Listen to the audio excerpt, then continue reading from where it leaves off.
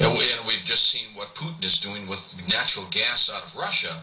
He's basically saying we're just going to turn the spigot. Yeah, well, now, this gas dispute in Ukraine is very interesting because, as I pointed out in the book, the way the United States really broke the Soviet Union in the 80s was to drive down the price of crude oil, which the Russians depended on for the vast bulk of their hard currency earnings. But another leg of that program was to slow down the Russians' ability to sell natural gas into Europe. The Russians have been building a large pipeline, several pipelines, and wanted to expand them going into Europe. And the United States, A, didn't want Europe to become overly dependent on the Russians. B, didn't want the Russians to get the cash from selling that gas. And as a result, through various efforts during the Reagan administration, we actually slowed down that Russian pipeline development for a period of more than 10 years. And it took about $20 billion out of the Russians' pocket. When you add that $20 billion loss to about the $80 billion or so loss that they had back then from us driving down the price of crude, those numbers pretty much add up to exactly what Mikhail Gorbachev had to go hat in hand to borrow from the Western banks in '89 to feed the Russian people with wheat. And when he had to do that, he basically had to agree to hold his armies back from Eastern Europe. When Lithuania and Poland and East Germany all got uppity, and next thing you know, Russia had lost control of Eastern Europe. Berlin Wall fell, and within a couple of years, the Soviet Union was bust. See, I always wondered, James, why the Soviet troops didn't go wild when all those, parts of the Soviet Union started splintering off into their own little countries. No, that was the main thing, is because of the strings attached to the loans, which he couldn't borrow it from the banks anymore. He had to go to governments to provide that money to feed his people, and he couldn't afford to have those loans called. Ultimately, the Soviet Union went broke. It went bust, and subsequently, Russian economists have gone back and looked at that period, and they say, yeah, this is what killed us. It was that oil price drop. That's what really wrecked the Soviet Union. And so what I did then was to go back and look and see, well, just what did our government do back in those days? Yeah, how did they pull it off? Well, it turns out it's not that hard to do. It's really just a relative handful of players involved, and it could be done right out of the White House. Basically, it was a team, the National Security Council, operating out of the White House. Maybe 120 people were able to marshal efforts of other parts of the government to make it happen. And the key elements is just three things, really. The major oil companies, you get the major oil companies on board to either increase production or reduce production. In the 80s, we got them to increase production dramatically. We got the Saudis in 85 to rapidly increase their production and flood the market with oil. And then the third element is the NYMEX, the futures exchange, the New York Mercantile Exchange. What happened when the NYMEX started trading crude in 1983, there was like a barrage of selling of paper barrels, not wet barrels, but future contracts. Right. In other words, there was like a deluge of paper barrels thrown on the market. That further depressed the price. So the price of crude fell from what was then about $40 a barrel down to about $10. And if you adjust that for inflation, the price actually fell from like $80 a barrel down to about $15.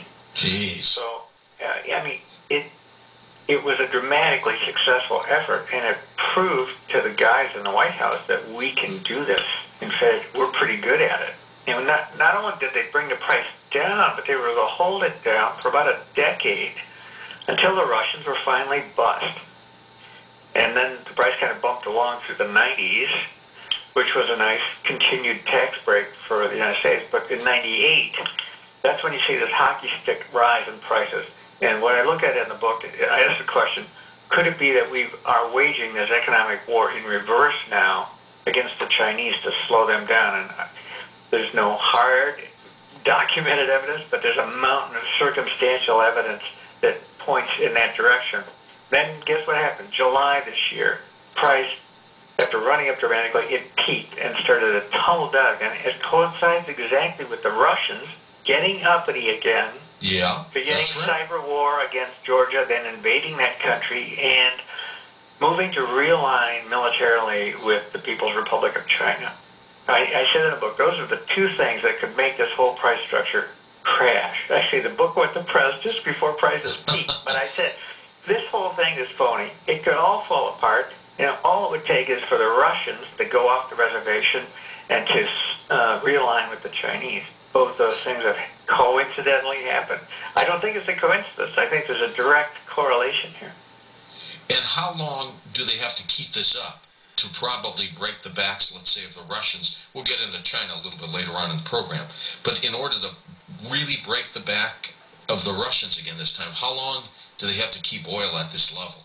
Well, hard to tell, but I think it could be a lot quicker than before.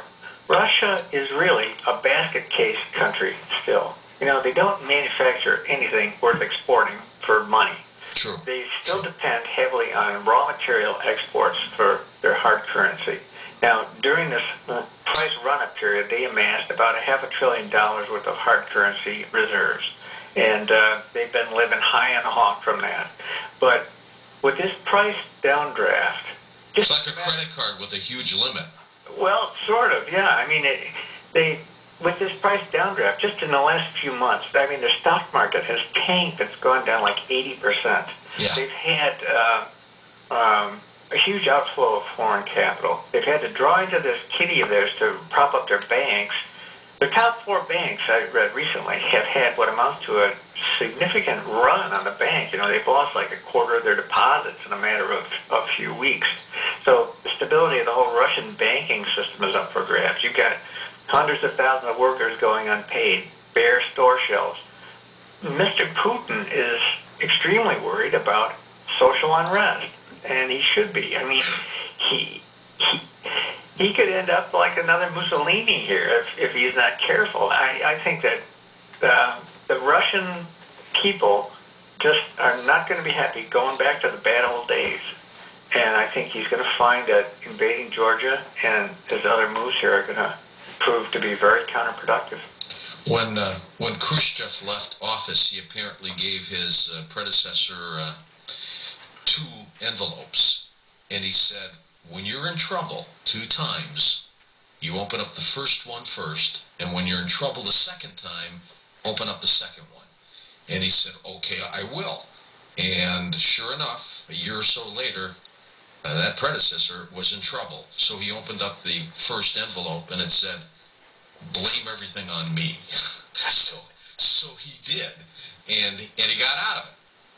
About a year later, he got into severe trouble, and he opened up the second letter that Khrushchev had written for him, and it said, get ready to write 2 letters. Bottom line, James, is, that once the tumble starts, it's pretty difficult to stop, isn't it? Well, that's right, especially if you've got everybody ganging up on you. And that's what's interesting about this Ukraine gas dispute, because the news report you just read, the United States and Europe are characterizing this as, merely a commercial dispute between Russia and Ukraine. It's anything but that. In fact, what's happened is that Ukraine has forced Russia into a very untenable situation where they can't get this gas into Europe to sell it unless they run it through Ukraine. But Ukraine's